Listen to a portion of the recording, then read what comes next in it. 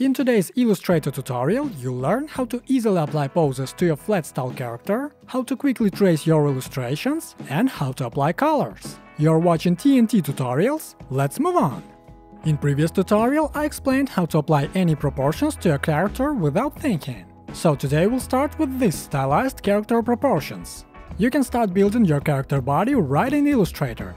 Use only rectangles and simplify body like you can see here. Then you can find any photo reference or simply have fun by applying poses from imagination. Duplicate rectangles from your template, rotate and move them until you'll get needed pose.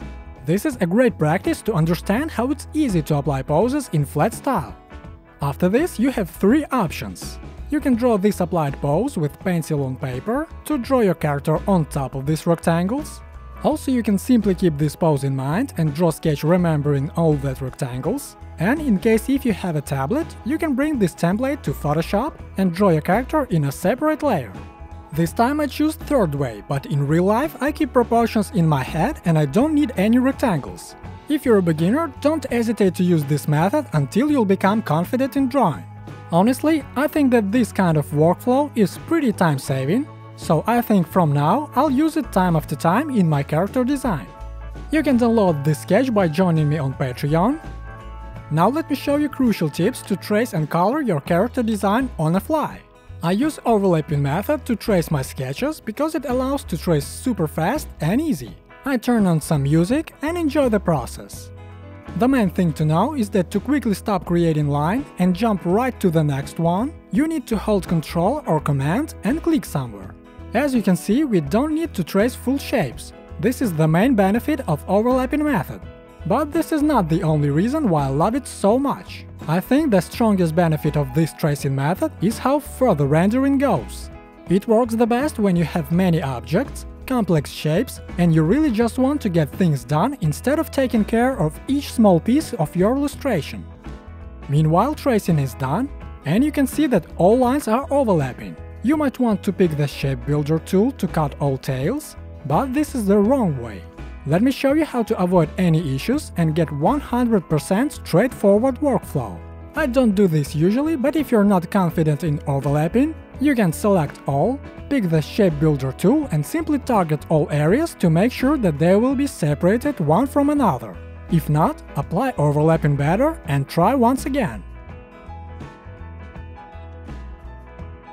Then with all lines selected, select Outline in Pathfinder. Apply stroke width again, ungroup all lines, pick the lasso tool, grab final anchor points and cut them. You can also select lines and a few anchor points at once. We need to get clean outlines like this. No tails and no gaps. After this, duplicate outlines layer and lock it. We'll use duplicated layer for adding colors. So let's create a big rectangle and bring it to the bottom. Select all and hit Divide in Pathfinder. Ungroup all and delete unneeded color areas. Then I recommend you to create color groups. Select a few shapes that will probably have the same color and group them.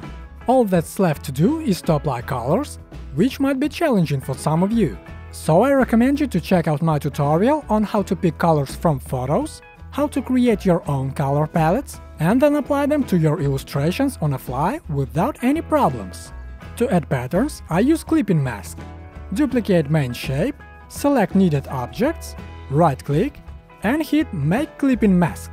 Don't forget to press thumbs up if you learned something new from this tutorial, and also subscribe so you don't miss more useful tutorials like this. This was TNT Tutorials, thank you for watching and see you in the next video!